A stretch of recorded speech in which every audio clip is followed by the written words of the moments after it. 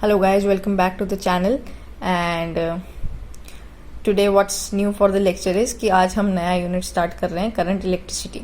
तो आज मैं ज़्यादा तो नहीं बट कुछ ब्रीफ आपको चैप्टर के बारे में, यूनिट के बारे में थोड़ा जो बेसिक टर्म्स हैं वो बताने वाली हूँ। तो गाइज करंट इलेक्ट्रिसिटी, इससे हम करंट इलेक्ट्रिसिटी से हमारा मतलब क्या है, यूनिट तो हम सब चालू करेंगे जब हमें यूनिट के नाम का मतलब पता होगा कि करंट इलेक्ट्रिसिटी होती क्या है। बेसिकली करंट जो होता है that is the flow of charge, है ना। जो करंट होता है that is defined as flow of charge. जब भी कोई भी चार्ज फ्लो करता है किसी भी सर्किट में या किसी भी वायर में, तो that is a flow of charge. And जो इलेक्ट्रिसिटी है basically it is the energy associated with the moving charge, क्योंकि जब जब करंट फ्लो करता है किसी सर्किट में तब तब इलेक्ट्रिसिटी प्रोड्यूस होती है। तो इलेक्ट्रिसिटी बेसिकली एक टाइप ऑफ एनर्जी है जो कि एसोसिएटेड है किससे, एक मूविंग चार्ज से।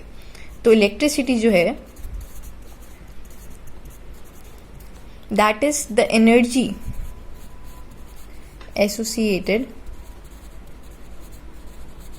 With moving charge. बहुत बेसिक सी टर्म्स है, अभी ऐसा कुछ नहीं है कि कुछ नई बात बताई है मैंने, आप लोग को पता है ये सब बातें।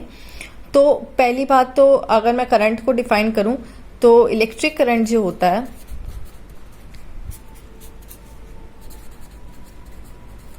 इसको हम आई से डिनोट करते हैं। और ये मतलब पूरे चैप्टर में, पूरे यूनिट में इसको मतलब इसका मैक्सिमम यूज है, न्यूमेरिकल्स हैं, बहुत कुछ है। तो इसका जो डिनोटेशन है वो आई से होता है। और इलेक्ट्रिक करंट हमें मालूम ही है, वैसे भी बता देती हूँ। इलेक्ट्रिक करंट जो होता है that is defined as the rate of flow of electric charge in a conductor. किसी भी कंडक्टर में rate of flow of electric charge in a conductor. Rate of flow of electric charge से क्या मतलब कि अगर मैं फॉर्मूला वाइज लिखूं, फॉर्मूला भी नहीं है, एक जनरल सा इसका मीनिंग लिखूं, तो इलेक्ट्रिक करंट मतलब आई जो है वो क्यू बाई टी है। मतलब कि कितना जो है चार्ज फ्लो कर रहा है। रेट ऑफ फ्लो मतलब विद रिस्पेक्ट टू टाइम, कितना चार्ज फ्लो करेगा कितने टाइम पे। और मैं इसको स्मॉल करंट या फिर स्मॉल चार्ज या फिर स्मॉल टाइम इंटरवल्स की फॉर्म में भी लिख सकती हूँ। जैसे कि मैंने कहा कि कितना चार्ज फ्लो करेगा कितने टाइम पे, ऐसी मैं लिख सकती हूँ कि अगर स्मॉल चार्ज अगर फ्लो कर रहा है स्मॉल टाइम इंटरवल में, that is also defined as a current. ठीक है, तो उसके बाद आ जाते हैं यूनिट्स ऑफ करंट पे, इलेक्ट्रिक करंट पे। तो ऐसा यूनिट जो होता है वो एम्पियर होता है। ठीक है, और एम्पियर को हम ए से लिखते हैं। तो ऐसा यूनिट एम्पियर होता है और इसका डायमेंशनल फॉर्मूला जो है वो होता है M0 L0 T0 A1। Basically dimension formula में एक नई चीज देखने वाली ये है कि एम्पियर के लिए कोई अलग से हम डायमेंशन जो है मतलब MLT में कोई इंक्लूड नहीं करते। हमने इसके लिए अलग से डायमेंशन खुद से A बनाया है जो कि एम्पियर को खुद से डिनोट करता है, इसलिए हम A का पावर 1 लिख देते हैं यहाँ पे। ठीक है, और रही बात ऐसा यूनिट में एम्पियर के साथ साथ स्मॉलर यूनिट्स की बात की जाए, अगर स्मॉलर यूनिट्स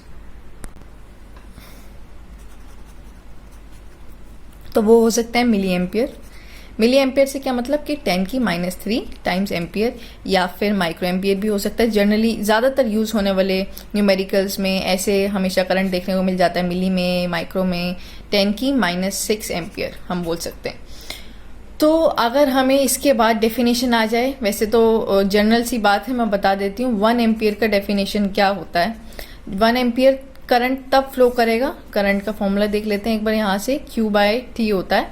तो इट मीन्स जब 1 कूलम ऑफ चार्ज फ्लो करेगा किसी भी कंडक्टर में से, किसी भी सर्किट में से 1 सेकेंड में, दैट करंट जो अमाउंट होगा उस करंट का उसको हम 1 एम्पियर बोलेंगे। वेरी सिंपल, कुछ भी इसमें समझने वाला ऐसा नहीं है, बहुत जनरल सी बातें हैं जो कि हमें पहले भी पता है, तो इसलिए मैं ज़्यादा टाइम लगा भी नहीं रही हूँ। तो गाइस अब पॉइंट आता है कि ये जो करंट है क्या ये एक वेक्टर क्वांटिटी है या फिर ये एक स्केलर क्वांटिटी है।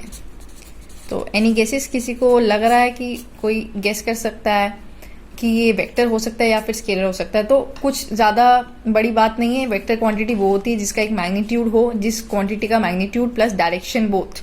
लेकिन स्केलर वो होती है सिर्फ वो क्वांटिटी जिसका सिर्फ और सिर्फ मैग्नीट्यूड होता है। तो करंट क्या है? करंट का मैग्नीट्यूड तो ऑब्वियसली बात है, किसी सर्किट में अगर किसी कंडक्टर में करंट फ्लो कर रहा है तो इट मीन्स उसका मैग्नीट्यूड तो होगा ही होगा। क्या करंट की कोई डायरेक्शन होती है? यस, हम कहते हैं करंट की डायरेक्शन होती है, that is from positive to negative. Suppose अगर मेरे पास एक सर्किट है जिसमें मैंने एक बल्ब लगाया है लाइट अप करने के लिए और यहाँ पे एक बैटरी लगाई है, तो जो हमेशा करंट की डायरेक्शन होती है, जो हम कन्वेंशनल करंट की डायरेक्शन बोलते हैं, हमेशा यही बोलते हैं कि इलेक्ट्रॉन्स के फ्लो के अपोजिट। अगर इलेक्ट्रॉन जो है वो नेगेटिव से पॉजिटिव जाते हैं किसी भी सर्किट में, तो जो करंट होता है वो हमेशा पॉजिटिव से नेगेटिव जाता है। तो इट मीन्स करंट का डायरेक्शन भी फिक्स्ड है, करंट का मैग्नीट्यूड भी है, पर still we say that current जो होता है एक स्केलर क्वांटिटी होता है। अब इसका क्वेश्चन आता है कि why it is a scalar quantity then. अगर जब इसका वेक्टर के साथ, जैसे वेक्टर के अंदर मैग्नीट्यूड होता है, डायरेक्शन होता है, उसके बावजूद भी हम इसको स्केलर इसीलिए कहते हैं because it does not obey vector laws. सिर्फ इतनी सी बात है कि ये वेक्टर लॉज को ओबे नहीं करता है और सिर्फ ये सिंपल एल्जेब्रा को जो है फॉलो करता है, सिंपल लॉज ऑफ एल्जेब्रा जो होते हैं उसको फॉलो करता है। और जब भी हमें नेट इलेक्ट्रिक करंट निकालना होता है तब हमें सिंपल एल्जेब्रा लगा के करंट को निकालना होता है, ना कि वेक्टर लॉज लगा के। जैसे कि फॉर एग्जांपल आपको पता है वेक्टर लॉज क्या होता है, फिर भी मैं आपको एक एग्जांपल से समझाती हूँ कि सपोज मेरे पास किसी भी सर्किट में कोई I1 की डायरेक्शन, मतलब कि एक करंट की डायरेक्शन कुछ ऐसे है, मतलब कि लेफ्ट से राइट है, और एक और करंट है जिसकी डायरेक्शन जो है कुछ ऐसे है I2। तो अब मैं क्या कहूँगी कि इसका जो नेट करंट होने वाला है वो I3 होगा। I1 और I2 का नेट करंट I3 होगा। दैट इज रॉन्ग, क्योंकि जो करंट है वो एक स्केलर क्वांटिटी है और इसके ऊपर वेक्टर लॉज अप्लाई नहीं होते हैं। तो इसी के लिए अगर हमारे पास हमें किसी भी सर्किट में या कहीं भी अगर नेट करंट की वैल्यू निकालनी है तो I1 प्लस I2, मतलब कि सिंपल एल्जेब्रा फॉलो होता है। माइंडेड की एक स्केलर क्वांटिटी है, कोई वेक्टर क्वांटिटी नहीं है। तो कभी भी सिंपल एल्जेब्रा लगाना है। अगर आपके पास नंबर ऑफ करंट्स हैं तो सिंपल उनका एडिशन जो है हमें net current at that circuit in that circuit देगा।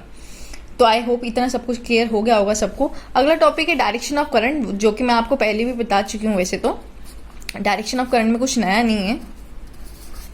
डायरेक्शन ऑफ इलेक्ट्रिक करंट, तो basically direction of electric current में क्या है, या तो हम इसको दो तरीके से डिफाइन कर सकते हैं। Direction of current is the direction of flow of positive charges और it is opposite to the direction of flow of electrons. इसका यही मतलब है, या तो जो कोई भी सर्किट में अगर करंट जा रहा है तो उसकी डायरेक्शन या तो in the direction of positive charges, या तो जहाँ पे पॉजिटिव चार्जेस जो है जिसकी डायरेक्शन जो है होगी पॉजिटिव से नेगेटिव, या फिर हम ये कह सकते हैं करंट की डायरेक्शन हमेशा फ्लो ऑफ इलेक्ट्रॉन्स के अपोजिट होती है। जैसे कि एक सर्किट में इलेक्ट्रॉन जो है नेगेटिव से पॉजिटिव की तरफ जाते हैं, तो जो करंट की डायरेक्शन है वो पॉजिटिव से नेगेटिव की तरफ होती है। तो that is all about direction of current, इसमें कुछ खास नहीं है। Next topic is types of electric current.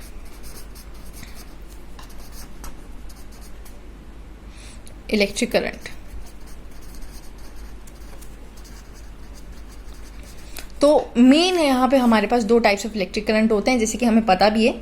पहला होता है AC, alternating current.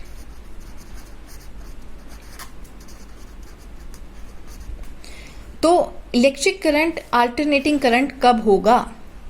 Electric current is said to be AC और alternating current if its magnitude changes with time and polarity reverses periodically. जैसे कि अब इससे मैं कहना क्या चाह रही हूँ, अब इसको समझते हैं कि एक ऐसा करंट जिसका मैग्नीट्यूड जो है चेंज हो रहा है विद टाइम और जो पोलैरिटी है वो भी रिवर्स हो रही है पीरियोडिकली। जैसे कि अगर मैं एक ग्राफ के थ्रू समझाऊँ आप लोग को, तो सपोज ये मेरे पास टाइम का इंटरवल है और ये मेरे पास करंट का, मतलब मैंने कि y एक्सिस पे करंट लिया और x एक्सिस पे टाइम।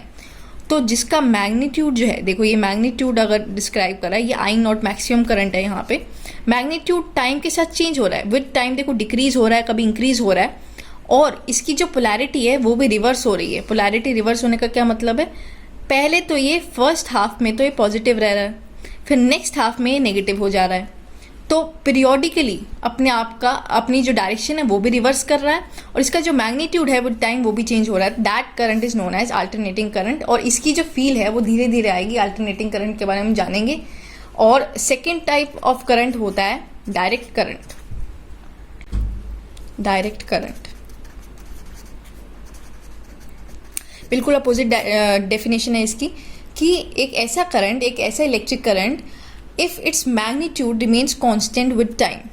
इट मीन्स अगर मैं इसका ग्राफ बनाऊं, अगर ये टाइम है और ये करंट है, तो विद टाइम अगर इसका मैग्नीट्यूड जो है अगर वो कांस्टेंट रह रहा है, करंट की मैग्नीट्यूड में कुछ उतार चढ़ाव नहीं हो रहा है, it means it is a direct form of current.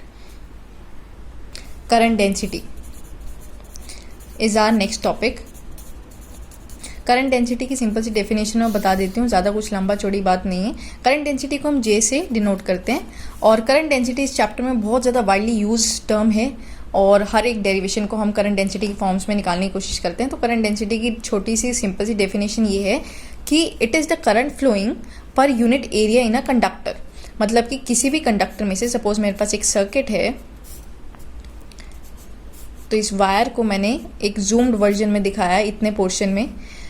इस कंडक्टर में से, मतलब इस वायर में से, जो कि कंडक्टर है, पर यूनिट एरिया, मतलब कि पर यूनिट एरिया माने 1 मीटर स्क्वायर एरिया में कितना करंट फ्लो करेगा, that is known as current density.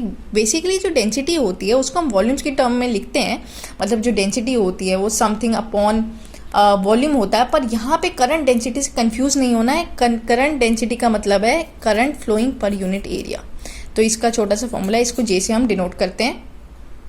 तो इसके ऐसे यूनिट्स क्या होंगे हम यहीं से देख के बता सकते हैं। अगर करंट के एम्पियर होते हैं और एरिया के मीटर स्क्वायर होते हैं, तो इसके ऐसे यूनिट्स हैं एम्पियर पर मीटर स्क्वायर। ऐसा यूनिट की बात हो गई ये। तो नेक्स्ट हमारे पास टर्म है करंट कैरियर्स। अब ये जो टॉपिक है that is a very very small one, पर ये जो है मैं आपको पहले ही बता देती हूँ। एग्जाम पॉइंट ऑफ व्यू से 1 मार्क MCQ टाइप क्वेश्चन में से काफ़ी आने वाला क्वेश्चन है। ऑल्दो इसमें कुछ नहीं है, पर एक जर्नल से हम छोटी मोटी अगर डेफिनेशन डालनी है या फिर कोई 1 मार्क के टर्म्स में, बड़े आराम से, मतलब ये क्वेश्चन रिपीट भी होता रहता है और कुछ खास है भी नहीं। तो बस आपका अननेसेसरी जो है मार्क्स डिडक्ट ना हो, इसी के लिए मैं बता दे रही हूँ कि करंट कैरियर से हमें वैसे तो समझ में आ रहा है करंट कैरियर्स का मतलब क्या होता है, पर current carriers they are the charged particles whose flow in a definite direction constitute the electric current। मतलब करंट कैरियर्स ही बेसिकली करंट का कारण है। अगर इलेक्ट्रॉन्स किसी सर्किट में, अगर किसी भी सर्किट में इलेक्ट्रॉन्स फ्लो करेंगे तभी तो करंट फ्लो करेगा। तो जो फ्लो ऑफ चार्ज है उसी से हम करंट डिफाइन करते हैं। इसीलिए जो करंट कैरियर्स हैं वही फ्लो ऑफ चार्ज है जिससे कि इलेक्ट्रिक करंट बनता है। ठीक है, तो मैंने डेफिनेशन बता दी है। The charge particles whose flow in a definite direction. किसी एक डायरेक्शन में अगर सर्किट है तो इलेक्ट्रॉन का फ्लो अगर इधर को है, या फिर पॉजिटिव, जो पॉजिटिव चार्ज है उसका फ्लो अगर पॉजिटिव से नेगेटिव है, तो हम कहते हैं कि ऐसे चार्ज पार्टिकल्स का एक ही डायरेक्शन में फ्लो करना, फिर उसका करंट में कंस्टिट्यूट होना, they are known as current carriers.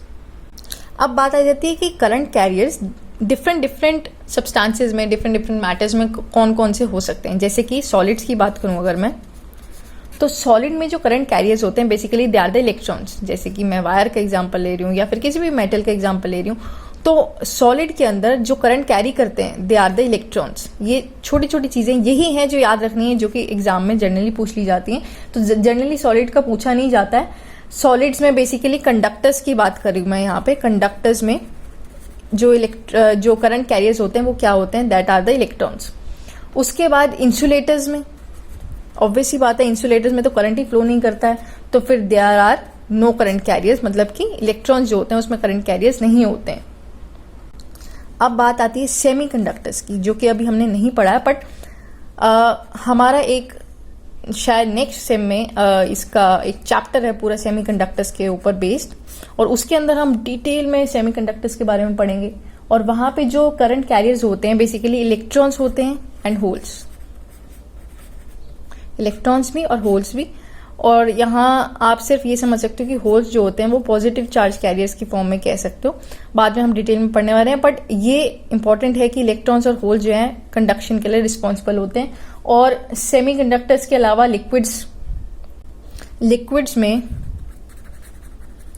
जैसे कि इलेक्ट्रोलाइट्स की बात करें, ये तो केमिस्ट्री का टर्म है, आप लोगों को ज्यादा अच्छे से पता होगा। जो इलेक्ट्रोलाइट्स होते हैं basically they are the liquids which allow the electric current to flow through them, जैसे कि जिसमें से इलेक्ट्रिक करंट पास कर सके वो इलेक्ट्रोलाइट्स होते हैं। जैसे कि CuSO4 का सॉल्यूशन हो गया या फिर AgNO3 का सॉल्यूशन हो गया, तो ये तो आते हैं इलेक्ट्रोलाइट्स के अंदर। और इलेक्ट्रोलाइट्स के अंदर जो चार्ज कैरियर्स होते हैं या फिर करंट कैरियर्स होते हैं दैट आर पॉजिटिव आयंस या फिर नेगेटिव आयंस हम बोलते हैं, जिसको कि पॉजिटिव को हम केटायंस बोलते हैं और जो नेगेटिव होते हैं आयंस को हम एनायंस बोलते हैं। तो ये तो बात हुई लिक्विड्स के अंदर करंट कैरियर्स क्या क्या हो सकते हैं। फिर गैसेस में करंट कैरियर्स जो होते हैं वो पॉजिटिव आयंस हो सकते हैं या फिर इलेक्ट्रॉन्स हो सकते हैं। अगर कोई भी गैस में करंट फ्लो कर रहा है तो वो उसके लिए जो करंट कैरियर्स रिस्पॉन्सिबल होंगे या तो वो पॉजिटिव आयंस होंगे, क्योंकि अगर सपोज करो एयर है ना, वैसे तो एयर एक बैड कंडक्टर होता है, पर कोई भी गैस है जिसमें करंट फ्लो कर रहा है तो उसका रीजन पॉजिटिव आयंस हो सकते हैं या फिर इलेक्ट्रॉन्स भी हो सकते हैं। तो आज के लिए इतना ही। हम नेक्स्ट जो हमारा लेक्चर होगा उसके अंदर डिफ्ट वेलोसिटी को कवर करेंगे और कुछ मेन टॉपिक्स हैं जिनको हम देखेंगे। अभी तो एक ब्रीफ सा इंट्रोडक्शन दिया मैंने करंट इलेक्ट्रिसिटी के बारे में, तो नेक्स्ट लेक्चर में मिलते हैं।